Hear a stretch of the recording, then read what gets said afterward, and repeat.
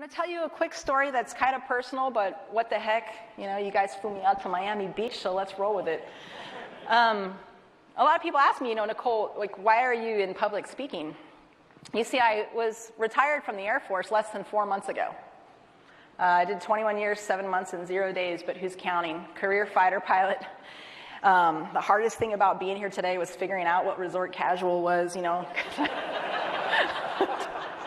There's little nautical theme on my buttons here. I'm so used to pulling a uniform, but my entire identity, right? My entire identity that I've known was gone overnight. Everything I knew changed. That dream I had since I was 5 years old changed. Here's the thing, I did not leave the military on my terms. I would love to still be in the military right now as a fighter pilot. I did not leave the military because I wanted to. I was actually medically retired from the United States Air Force after being found 100% unfit for duty. Out of nowhere, right? I got sick out of nowhere. Back in 2012, when I was the commander of an F-15E fighter squadron, I went to my doctor. I had a rash on my hip. I wasn't feeling well. They told me it was a spider bite. I would endure 1,525 days, 24 doctors, across 8 specialties, and 3 misdiagnoses before I would get my actual diagnosis and into my treatment plan. And to tell you how bad it got, in August of 2016, so less than 2 years ago, I had gotten so bad neurologically, I was having really neurological deficits. I woke up and I was actually unable to move or talk.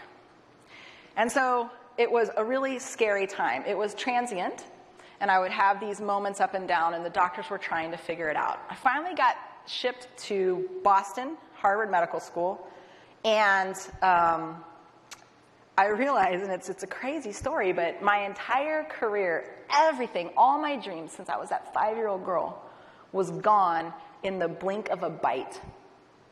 I'm a survivor of neurological tick-borne illness. A tick. A little itty-bitty tick took out combat-proven fighter pilot. A little itty-bitty tick took out this Thunderbird pilot. You have got to be kidding me. And I stand up here before you as a walking poster child of invisible illness. And I know that there are people in this audience that are also dealing with chronic invisible illnesses. There's been damage to my brainstem. I have a balance deficit and I can get vertigo. I also get airsick on airliners now. What? How rude. I have a hard time reading and writing. And I have permanent damage to my autonomic nervous system. I don't have temperature control, so you won't see me sitting out at the sun or by the pool very often, although I did watch you all from my room. But the point of sharing this story is this.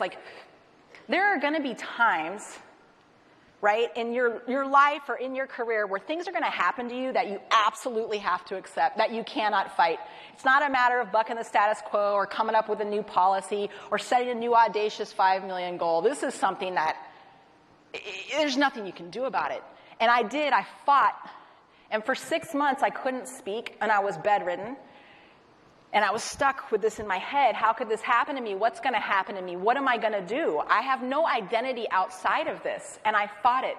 And finally, one day in my head, I heard this phrase, and I offer it to you, which is yield to overcome. Yield to overcome.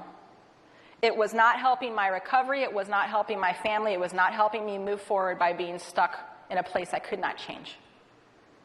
And so acceptance and yielding is not the same as surrender. It is not the same as giving up. It's about knowing where you are and moving in a completely different direction. And I've been told, wow, you're so resilient. And resiliency is a cool thing, right? It's kind of in vogue right now. It's important. But this isn't about resiliency. And I know there's people in the audience here going through this and people on your teams who are going through something like this. Resiliency means you bounce back to your old self, right? You're a self. You fall down, you get back up to your old self. Well, when you go through something like this, you are no longer the same person. It is a crucible experience. You are fundamentally different when you come out on the other side. I ended up being housebound for nearly 1.5 years and literally just started walking and talking about 10 months ago.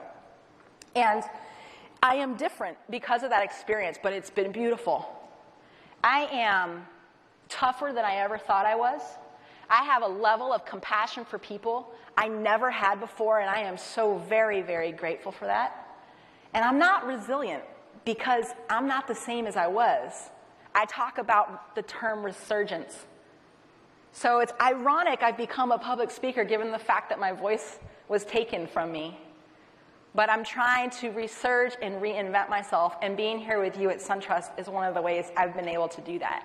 It takes courage. It takes trusting that you have to move forward. It takes trusting the people who are there to support you, like my family, my husband, my doctors, my caregivers, that I'm standing here today.